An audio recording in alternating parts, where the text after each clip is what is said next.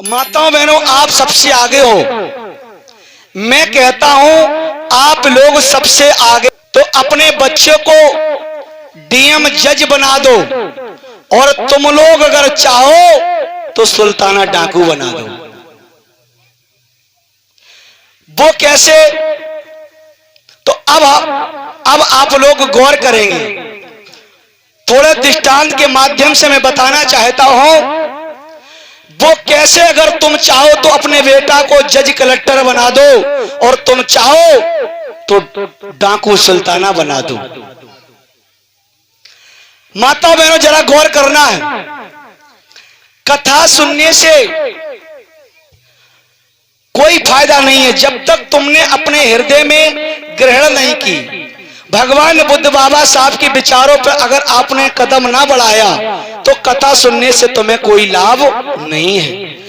इस कान से सुनी और इससे निकाल दी, इससे तुम्हारा कल्याण होने वाला नहीं। माताओं बहनों, मेरे भाइयों, आज इस ग्राम धुंधपुर की कमेटी ने लाखों के खर्च किया, और एक कथा सुनने से किनको किनको लाभ होता है मैं बता देता हूं। कथा सुनने से किन लोगों को लाभ होता है? सबसे पहले हमें, उसके बाद ये टेंट वालों को, और उसके बाद ये बाजा वालों को। तुम कथा सुनो या ना सुनो, हमारे 7 दिन पूरे हुए कथा के रुपया गिनाए घर चले जाएंगे। टेंट वाले रुपया लेंगे घर चले जाएंगे, बाजा वाले रुपया लेंगे घर चले जाएंगे। तुम्हें क्या मिला? तुम्हें कुछ मिला? तो सुनो, तुम्हें क्या मिलेगा? जो मैं भगवान बुद्ध बाबा साहब की विचारधारा को बताना चाहते हैं, भगवान बुद्ध बाबा साहब की वचनों को बताना चाहता हूं, उन वचनों को ध्यान पूर्वक सुनो। अब मैंने आप लोगों से कहा कि अगर हमारी माताएं बहनें चाहें तो अपने पुत्र को डीएम जज बना दें, और अपने पुत्र को तुम चाहो तो तुम डाकू बना दो। वो कैसे? समझने की बात है। एक गांव में फौजी रहते थे, और फौजी की घरवाली को तुम क्या कहोगे? फौजिन कहोगे। फौजियान। और मास्टर की घरवाली को, और डॉक्टर साहब की। लेकिन जब बिगर पढ़ी लिखी होए, वो कक्षा 8 पास न होए, वकील साहब की घर वकीलिन, मास्टर साहब की वाल मास्टरियान, और फौजी की घरवाली फौजिन। पढ़ी लिखी चाहे करिया अक्षर भैंस बरोबर हो, लेकिन उनको उपाधि मिल जाती है, पति के साथ जुड़ जाती है। तो एक गांव में फौजी रहते थे माताओं बहनों भाइयों। तो फौजी की घरवाली थी फौजिन। फौजी तो चले गए अपने ड्यूटी पर, फौजिन रहे घर पे, और फौजिन को एक छोटो सा लल्ला रहे, लल्ला छोटो सो, यानी 2-3 महीने का बच्चा रहे। तो फौजिन मन में ये दिमाग लगाया करती थी कि पड़ोसिन हमारी अपने बच्चों को पता नहीं कैसा कैसा बताती हैं, और हम अपने बच्चों को ऐसा ज्ञान बताऊंगी जो किसी टोला मोहल्ला वालों ने ज्ञान ना बताया हो। मैं अपने बच्चों को स्पेशल ट्रेनिंग देना चाहती हूं। अब भैया बच्चा छोटा है, हमारी माता बहनें जैसा ढाल लो, छोटे बच्चों को जैसा ढाल लो, क्योंकि छोटा बच्चा कोरा कागज होता है। जैसा तुम कोरा कागज पर लिख दो वैसा ही लिख जाता है।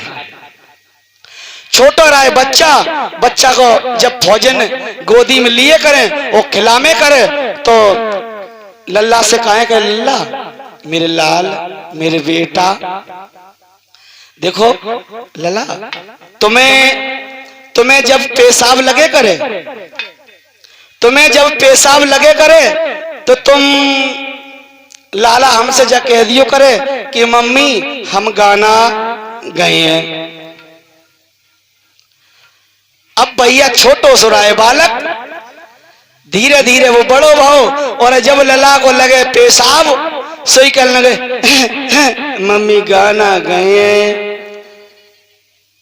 तो भैया लला की चड्डी उतार दे और लला की मम्मी पेशाब करवा दे, कई कोड वड बना डांट दो तुमने।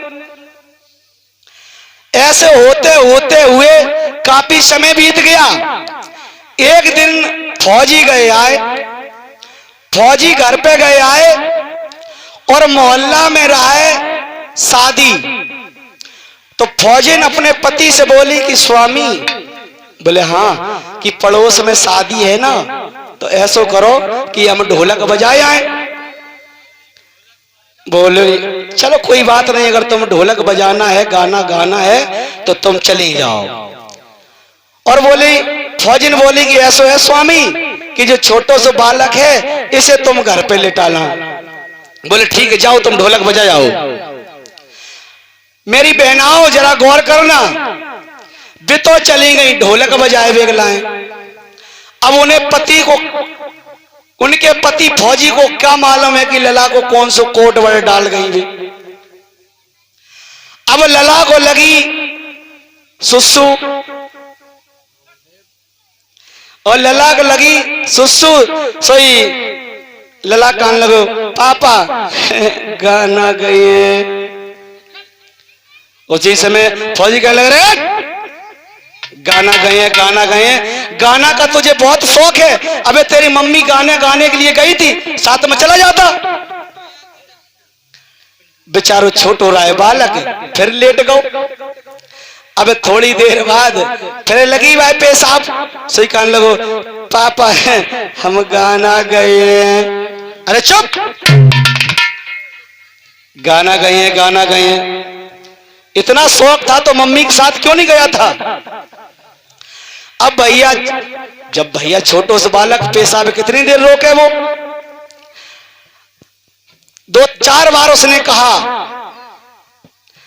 और जब ज्यादा पेशाब को नाई रुकी, सोई कहने लगो पापा हम गाना गए। सोई फौजी बोले लल्ला देखो रात को है टाइम और सर्दी है ज्यादा, ठीक है लल्ला तुम्हें गाना गाने है तो तुम मेरे कान में गाना गाए लो। सो लल्ला ने लल्ला लगाए दी धार। अब तो फौजी को भैया कान भर गया पूरा। यार नालायक, तुझे यही गाना तेरी मां सिखाती थी। तो मेरी माताओं बहनों, आप लोग चाहो तो अपने बच्चों को वास्तविकवाद डीएम अधिकारी बना सकती हो, क्योंकि तुम जैसा ही बच्चों को ढाल लो, तुम अपने बच्चों को जैसा ही ढाल लो वैसा ही